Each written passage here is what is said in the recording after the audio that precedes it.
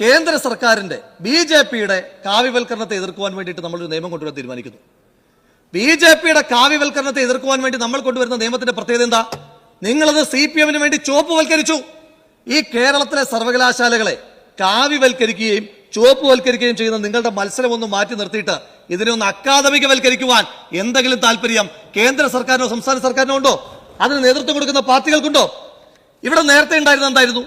Governor രാജായിരുന്നു. Governor Raj മാറ്റിയിട്ട് ഇപ്പോൾ എന്താക്കി? മന്ത്രിരാജാക്കി. ഇത്രമാത്രം വ്യത്യാസമല്ലേ ഉള്ളൂ. സർവകലാശാലയെ അടക്കി ഭരിക്കാനുള്ള മന്ത്രിയുടെ ആർത്തി ഈ നിയമത്തിന്റെ ഓരോ ഭാഗവും എടുത്ത് വായിക്കുമ്പോൾ നമുക്ക് കൃത്യമായി വ്യക്തമാകും. പ്രോ ചാൻസലറായ മന്ത്രിക്ക് യൂണിവേഴ്സിറ്റിയുടെ അക്കാദമിക് വിഷയങ്ങളിൽ ഇടപെടാനുള്ള അധികാരം നൽകിയിരിക്കുകയാണ് സർ. ഇന്നിപ്പോ ഒരു മാറ്റം വരുത്തിയിരിക്കുന്നു. ഞങ്ങൾ ആവശ്യപ്പെട്ട മാറ്റമാണ്. അതായത് മുൻപ് ഇതിനകത്ത് നിഷ്കർഷിച്ചിരുന്നത് ഈ സർവകലാശാലയിൽ പ്രോ ചാൻസലറായ മന്ത്രിക്ക് മാത്രമല്ല അധികാരം. മന്ത്രി ഒരു ചിറ്റെഴുതി ഏതെങ്കിലും ലോക്കൽ കമ്മിറ്റി അംഗത്തെയോ CITO-കാരനെ പറഞ്ഞു വിട്ടാ അവനും പോയി യൂണിവേഴ്സിറ്റിയുടെ എല്ലാ അക്കാദമികമായ കാര്യങ്ങളും വിലയിരുത്തി പരിശോധിച്ച് അഭിപ്രായം പറയാം. ആരാണ് സാർ ഇവരൊക്കെ? മന്ത്രി ചുമതലപ്പെടുത്തുന്ന ആൾക്ക് എങ്ങനെയാണ് അങ്ങനെ അധികാരം ഉണ്ടാവുക?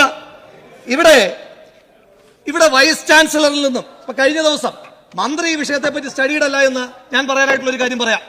കഴിഞ്ഞ ദിവസം ഈ സഭയിലെ ഏറ്റവും മുതിർന്ന അംഗങ്ങളിൽ ഒരാളായ മുൻ മന്ത്രിയായ ശ്രീ AP അനിൽകുമാർ അദ്ദേഹം പറഞ്ഞു, മന്ത്രിയോട് പറഞ്ഞു, വളരെ ബഹുമാനത്തോടെയാണ് അദ്ദേഹം പറഞ്ഞത്. അതായത് വൈസ് ചാൻസലർക്ക് ഉണ്ടായിരുന്ന തെരഞ്ഞെടുപ്പുമായി ബന്ധപ്പെട്ട ചുമതലകൾ രജിസ്ട്രാർക്കാക്കി മാറ്റുന്ന നിയമവ്യവസ്ഥിതികൾ ഈ പുതിയ നിയമത്തിനകത്തില്ലേ എന്ന് ചോദിച്ചപ്പോ ബഹുമാനപ്പെട്ട കേരളത്തിന്റെ ഉന്നത വിദ്യാഭ്യാസ വകുപ്പ് മന്ത്രി എല്ലാ ദിവസത്തെയും എന്ന പോലെ സ്വതസിദ്ധമായ പുച്ഛവും പരിഹാസവും വാരി വിതറി അതിനെ അങ്ങ് ഇല്ലായ്മ ചെയ്തു. ഞാൻ ഈ ബില്ലൊന്ന് പരിശോധിച്ചു. ഈ ബില്ലിനകത്ത് കൃത്യമായി വ്യവസ്ഥ ചെയ്തിരിക്കുകയാണ് സാർ. രജിസ്ട്രാർ സർവകലാശാലയുടെ എല്ലാ അധികാര സ്ഥാനങ്ങളിലേക്കുമുള്ള തെരഞ്ഞെടുപ്പുകളുടെ മുഖ്യ തെരഞ്ഞെടുപ്പ് ഓഫീസർ ആയിരിക്കുന്നതും അദ്ദേഹം വിജ്ഞാപനം പുറപ്പെടുവിക്കുന്നതും തെരഞ്ഞെടുപ്പ് നടത്തുന്നതുമായിരിക്കും. അപ്പോ VC-യുടെ അധികാരം രജിസ്ട്രാർക്ക് നൽകുകയല്ല എങ്കിൽ പിന്നെ എന്തിനാണ് മിനിസ്റ്റർ ഇങ്ങനെ ഒരു ക്ലോസ് ഉൾപ്പെടുത്തിയിരിക്കുന്നത്? ഇനി പഴയ വ്യവസ്ഥ പറയാം, സ്റ്റാറ്റ്യൂട്ട് പറയാം. അതനുസരിച്ചാണല്ലോ തെരഞ്ഞെടുപ്പുകൾ നടത്തിയിരുന്നത്.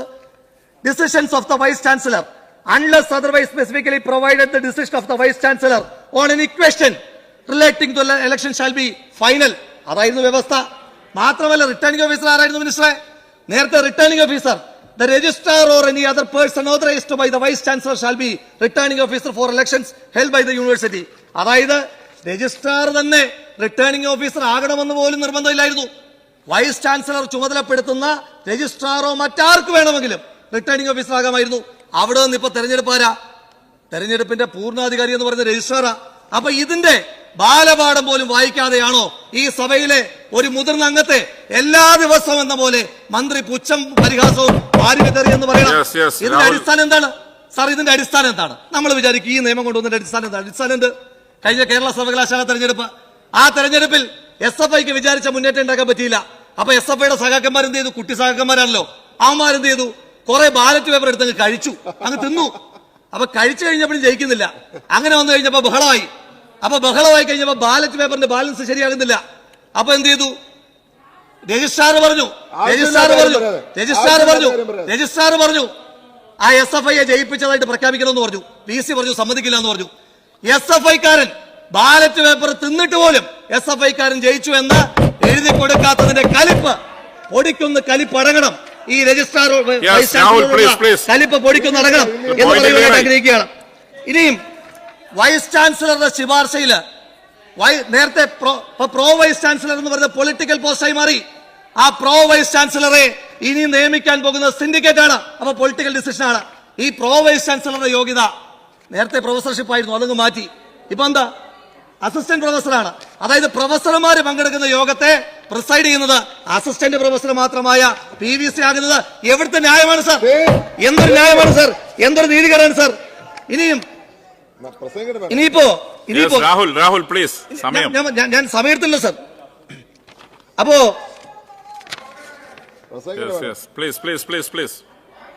ഇത് നമ്മൾ തൊട്ടു മുമ്പ് ഇറക്കിയ സ്വകാര്യ സർവകലാശാല, ആ സ്വകാര്യ സർവകലാശാലയുടെ പ്രത്യേകത എന്താ? ആ സ്വകാര്യ സർവകലാശാലയിലെ അധികാരങ്ങളെല്ലാം VC ഏൽപ്പിച്ചു. ഇവിടെ എന്താ? VCയുടെ അധികാരങ്ങളെല്ലാം വെട്ടിച്ചുരുക്കുന്നു. അപ്പൊ വൈസ് ചാൻസലറുടെ അധികാരങ്ങളെ വെട്ടിച്ചുരുക്കി ആ അധികാരങ്ങൾ മുഴുവൻ മന്ത്രിക്ക് അടക്കി വാഴുവാൻ വേണ്ടിയിട്ടാണ് ഈ നിയമങ്ങളിലെ ഭേദഗതികളെല്ലാം വരുത്തിയിരിക്കുന്നത്. എന്തെങ്കിലും ചോദിച്ചു കഴിയുമ്പോൾ മന്ത്രി എന്താ പറയുന്നത്? മന്ത്രി പറയുന്നത് കൽപ്പാന്ത കാലത്തോളം മന്ത്രി ആർ ബിന്ദു അല്ല കേരളത്തിന്റെ ഉന്നത വിദ്യാഭ്യാസ വകുപ്പ് മന്ത്രി. അത് ഞങ്ങൾക്കറിയാം മിനിസ്റ്ററെ. അത് മിനിസ്റ്റർക്ക് ബോധ്യമുള്ളതിനേക്കാൾ ഞങ്ങൾക്ക് ബോധ്യമുണ്ട്. നിങ്ങളുടെ ഉന്നത വിദ്യാഭ്യാസ വകുപ്പ് മന്ത്രി സ്ഥാനം 8 മാസം കൂടെ ഉള്ളൂ. അത് കഴിയുമ്പോൾ UDF-ന്റെ മന്ത്രിസഭയിൽ വിദ്യാഭ്യാസ വകുപ്പ് മന്ത്രി.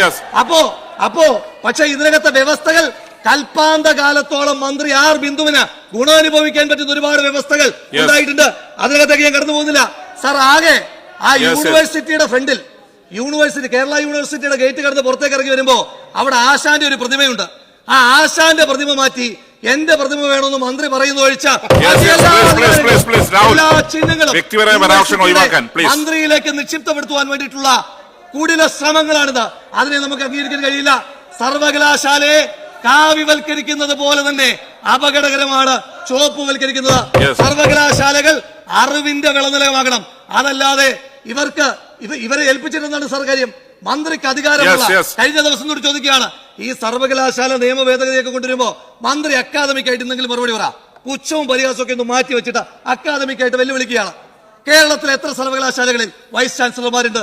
അക്കാദമിക്കായിട്ട് മറുപടി പറയട്ടെ.